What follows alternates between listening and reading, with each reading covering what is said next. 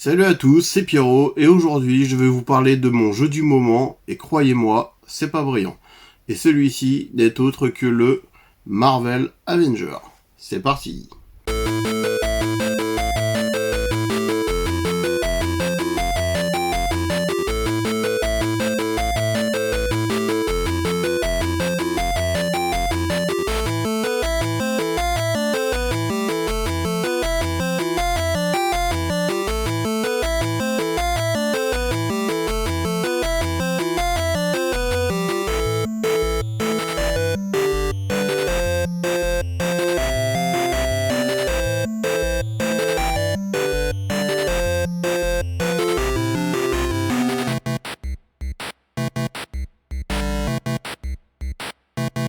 Bon, avant de vous parler de mon expérience sur le jeu, on va revenir un petit peu sur le Square Enix Present.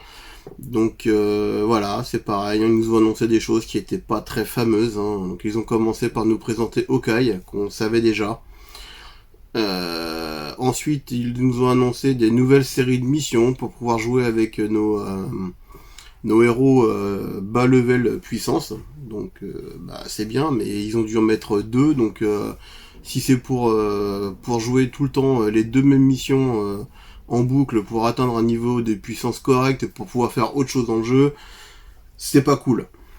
Ils nous ont annoncé aussi l'arrivée de la Red Room, donc qui sont des missions de type armes. Donc les missions armes, c'est des missions d'entraînement dans le jeu. Est-ce que ça en vaut la chandelle? Bof. Voilà. Donc j'ai pas essayé. J'ai même pas été voir. Je sais même pas si c'est déjà arrivé ou pas. Faudra que je jette un œil à ça à l'occasion, quoi. Mais bon, le contenu qu'ils nous ont annoncé, là, qui devait arriver là, il est pas fou, quoi. Donc ensuite, ils nous ont annoncé des choses, bien, qui vont arriver à partir de cet été, mais sur un temps indéfini. Donc on ne sait même pas quand ça arrivera. Donc ils vont nous sortir un nouveau secteur de vilain qui va s'appeler le Cosmic Cube. Donc il serait temps. Parce que là, les 4 pauvres secteurs qu'on nous a mis avec le Taskmaster, l'abomination, et puis alors, les deux gros robots là, force, c'est un petit peu chiant, quoi. Ensuite, ils ont annoncé une nouvelle chose, mais je sais plus ce que c'est, faudrait que je regarde. Et le dernier truc, c'est un arc scénaristique par rapport à Black Panther qui va s'appeler le War for Wakanda.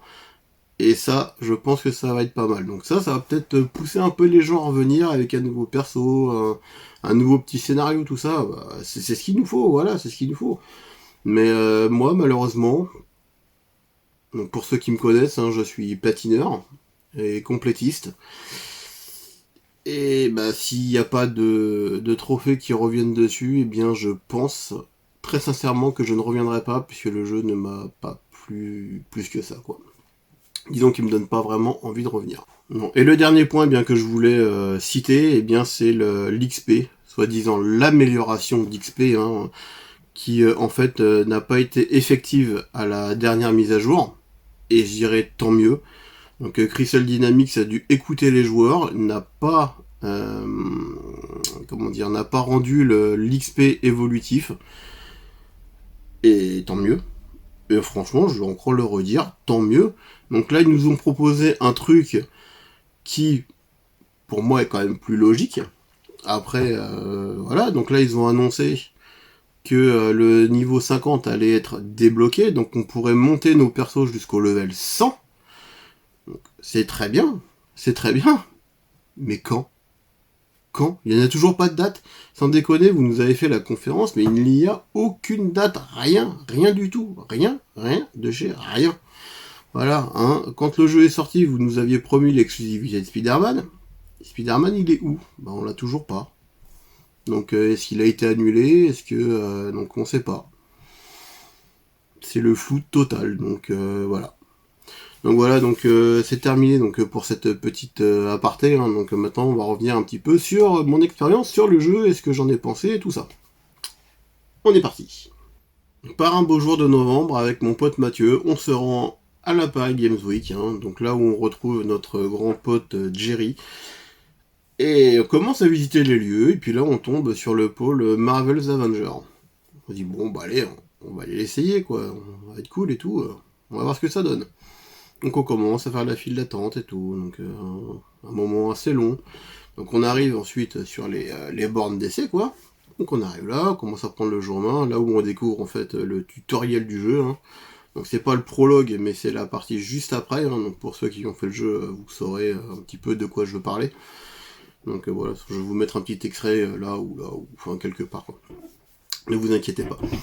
Donc voilà, donc pour revenir à l'histoire, donc j'essaye le jeu et tout, je dis ouais, putain c'est cool, c'est beau, c'est fluide, putain ça a l'air d'être impeccable et tout, le gameplay il est sympa, un petit beat'em all et tout, ça va le faire. Bon, donc la démo a duré grosso modo 15 minutes, hein, donc, ce qui est quand même relativement bien et relativement long pour une démo, donc c'était cool. C'était cool, donc on ressort du pôle, et puis là voilà, j'ai dit à Mathieu, putain, j'ai trouvé bien chouette et tout, j'ai hâte qu'il sorte et tout, j'ai envie de me le faire, celui-là, Day One direct, ça va être chouette et tout. Donc lui aussi était un petit peu hypé, et Jerry il nous a regardé, il nous a dit, bah moi j'ai pas du tout aimé. Oh, on a rigolé un petit peu, on a dit, ouais Jerry, t'es pas sérieux quand même, attends, il a l'air bien chouette et tout, en plus on pourra jouer à 4, tiens ça va être cool et tout. Il dit, non, non, non, non, moi je le ferai pas, parce que je le sens pas. Je le sens pas ce jeu. Bon, ok, très bien, hein, ok, tu veux pas, c'est pas grave, hein. Et puis en fait, eh bien j'aurais peut-être dû t'écouter. Donc moi, qu'est-ce que je fais dans ma hype? Eh bien, je me rends chez Micromania, hein, pour précommander le jeu, hein, parce qu'en plus ils offrent un steelbook avec qui je trouvais bien sympathique. Je vais vous le montrer, hein. Donc le voici. Hop. Voilà, je sais pas si on va bien le voir. Hop. Voilà, la petite tranche avec le nom du jeu et l'intérieur. Donc voilà. Donc moi je le trouve vraiment stylé, quoi. Donc enfin bref, voilà. Donc avec Yann, un autre pote du PSN, hein, on en parlait régulièrement en partie, et puis on avait hâte que le jeu arrive, quoi. On s'est dit ouais, on va se monter une équipe, ça va être sympa, on va pouvoir passer les longs moments sur le jeu. Putain, ça va être cool, quoi. Donc du coup, quand le jeu arrive, voilà, on commence à le lancer, toujours hypé de ouf et tout. Commence le mode histoire. On dit ouais, oh, il est bien cool et tout. Ouais, j'ai bien aimé, j'ai bien aimé le début, quoi. Introduction, puis arrive un moment, bah ça commençait un petit peu à traîner en longueur, quoi. Voilà, parce que bon, je vais pas vous raconter l'histoire, vous le découvrirez par vous-même, mais le truc c'est que en fait on ne choisit même pas son perso, c'est des persos qui sont imposés pendant l'histoire. Donc du coup c'est un petit peu gênant, surtout quand dans le prologue on a essayé à peu près tous les persos, et que du coup, eh bien on en a repéré un en particulier, et des fois, bah, le temps d'attente de pouvoir jouer avec celui-là, c'est long. C'est très long, quoi. Donc, bon. Après, l'histoire en elle-même est pas longue. Voilà, c'est le fait d'attendre son perso qui est long. Donc voilà, hein, l'histoire, faut compter entre 10 et 15 heures. Et quand je dis 15 heures, hein, c'est quand vous prenez le temps de chiner un petit peu à droite à gauche, hein, donc voilà. Hein. Donc si vous suivez uniquement les objectifs, il faut compter une dizaine d'heures, quoi. Donc de toute manière, pour un jeu de ce type-là, donc rappelons que Marvel's Avengers est un jeu service. Donc ce qui nous intéresse, c'est éventuellement le post-game, que nous allons un petit peu parler tout de suite. Eh bien le post-game est censé être la partie intéressante du jeu, hein. Donc voilà, vous allez avoir une série de missions à compléter, hein, qui va en fait vous servir à débloquer toutes les missions qu'il y aura à faire dans le jeu, hein, dans l'initiative Avenger. Donc voilà, il n'y a rien de compliqué, hein. Voilà, vous avez des objectifs à remplir, vous les remplissez, vous validez la liste, et voilà, et après ça va mettre des missions, vous allez passer à l'objectif suivant, qu'il va falloir en faire d'autres missions, et ainsi de suite. Donc voilà, c'est pas compliqué, quoi. Mais lorsque vous aurez fini eh bien toute cette série de missions, eh bien vous allez vous rendre compte d'une chose, eh bien c'est que le jeu est archi vide. On tourne très vite en rond, on fait tout le temps la même chose, et mon dieu que c'est gonflant. Pouh. Bon, je vais quand même vous donner quelques exemples de ce qu'il y a à faire, quoi. Donc il y aura des secteurs de menace. Donc les secteurs de menace, c'est des petits objectifs à remplir, hein, donc des missions très courtes. Donc ils vont vous demander soit de sauver des inhumains, soit de saboter les réseaux de l'AIM, ou alors de nettoyer des zones, hein. Donc voilà, c'est pas compliqué, quoi, donc ça se fait tranquille. Donc suite à ça, vous avez des missions qu'ils appellent abris. Donc en gros, c'est des planques du shield à trouver où est caché du stuff pour vos personnages, hein, enfin du bon stuff, hein, soi-disant. Donc, j'ai pas trouvé des trucs exceptionnels dedans, mais bon après, à voir. Hein. On va continuer avec les missions des ruches. Hein. Donc les ruches, c'est des bâtiments souterrains à étages qu'il va falloir nettoyer en remplissant divers objectifs. Objectifs que vous aurez déjà plus ou moins fait dans les secteurs de menace. Hein. Donc ouais, c'est encore un gros copier-coller. Donc voilà, c'est pas super intéressant. Par contre, au niveau XP et au niveau équipement, là ça paye bien. Là ça vaut le coup de les faire. Et pour finir, eh bien, il y a les secteurs ennemis. Et les secteurs ennemis, c'est des missions qui sont relativement longues, avec un boss à la fin. Donc vous rencontrerez soit Taskmaster, l'abomination, soit un gros robot en forme un petit peu de guêpe, ou un autre gros robot en mode araignée, quoi. Donc voilà, c'est tout comme je le disais plus tôt dans la vidéo, donc il n'y en a que 4. Et si vous êtes chasseur de trophées, eh bien le problème qui va se poser, c'est que les seuls secteurs ennemis qui comptent, ce sont ceux des défis quotidiens. Donc tous ceux que vous aurez sur la carte en permanence, eh bien ne compteront pas pour le trophée, quoi. Et ça c'est bien dommage parce que du coup enfin c'est une façon d'allonger la durée de vie du jeu, mais franchement répéter tout le temps les 4 mêmes missions tous les jours, c'est un petit peu redondant et un petit peu gonflant, quoi. Donc surtout qu'en plus il s'adapte à votre niveau, donc plus vous êtes fort et plus ça va être compliqué. Donc c'est un peu pénible. Et sinon côté anecdote, j'ai pas grand chose à vous raconter, j'en ai 2 petites. Donc liées à 2 trophées, un à mon avantage et un à mon grand désespoir. Donc le premier c'est les 250 niveaux accumulés, tout perso confondu. Donc qui est tombé malgré moi à 190 niveaux cumulés.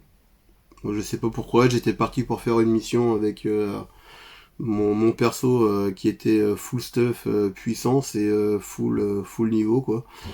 Et puis je sais pas, la sélection du perso, le trophée est tombé, donc j'ai pas trop compris, mais bon, je vais pas m'en plaindre. Ça m'a évité le fameux grind d'XP qui en fait n'a pas eu lieu, alors qu'il avait été annoncé la veille ou 2 jours avant, je sais plus. Bon, enfin bref, c'est pas grave, de toute façon c'est tombé, c'est comme ça, je peux pas revenir en arrière.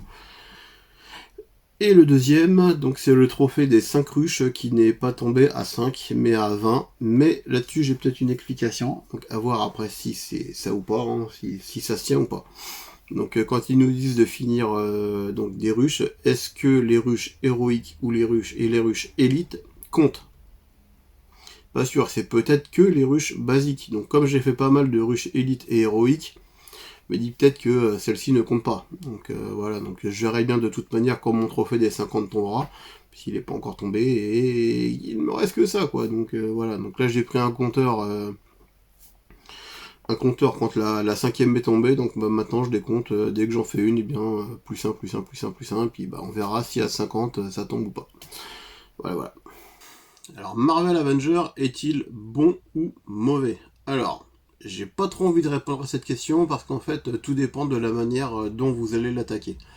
Donc si vous êtes plutôt un joueur classique, bon vous allez passer un bon moment sur l'histoire, voilà quoi, vous allez finir le jeu, puis vous allez ranger dans l'armoire et puis on n'en parle plus, quoi. Donc, par contre si vous êtes un joueur un peu plus hardcore ou chasseur de trophées, ça va être un peu plus compliqué, quoi. C'est comme je le disais plus tôt dans la vidéo, bah, le jeu est un peu vide, donc vous allez très vite tourner en rond, ça va devenir très chiant, du coup pour maxer les persos, bah, vous n'allez pas forcément avoir envie une fois que vous aurez fini le premier. Donc voilà, hein, vous allez vouloir eh bien abréger, on va dire entre guillemets, hein, vos souffrances, hein, donc vous allez farmer, et le farm dans les jeux, j'avoue qu'il y en a un peu marre. Après bon, ceux qui veulent faire les trophées mais qui veulent aussi un petit peu jouer au jeu pour le jeu, bon, ce sera pas trop un problème de farmer, puisque de toute manière, le temps de monter bien tous vos persos à la puissance max et au niveau max, bon, je pense que vous aurez réussi à faire tout ce qui vous demande eh bien de farmer en fait, hein. Donc comme les ruches, les secteurs ennemis et compagnie, quoi. Donc ça devrait pas trop être un problème pour vous, quoi. Et bien sur ce, la vidéo est finie. Alors si jamais bien ça t'a plu, bien mets un petit pouce bleu, abonne-toi et puis laisse un petit commentaire, hein. Ça fait toujours plaisir à lire. Voilà, donc du coup, eh bien, je te souhaite une bonne fin de journée et puis je te dis à bientôt pour une prochaine vidéo. Salut!